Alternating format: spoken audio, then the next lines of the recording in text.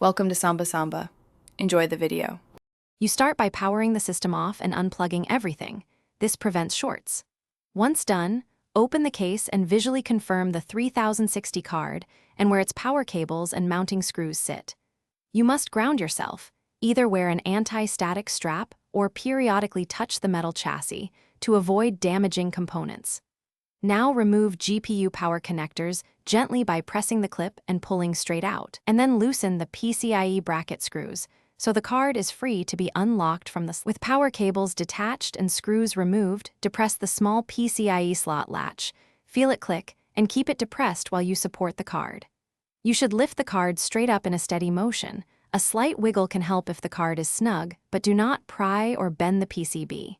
Use both hands when possible, one to stabilize the bracket area, one under the PCB edge. Once free, set the 3060 on an anti-static mat or foam to protect connectors and cooler fins.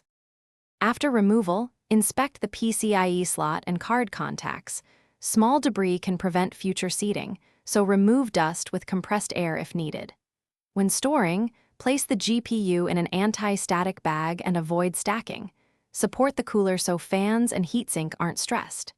If you plan to reinstall and the system fails to post, make sure the 8-pin/6-pin power connectors are fully seated and that the PCIe latch engaged.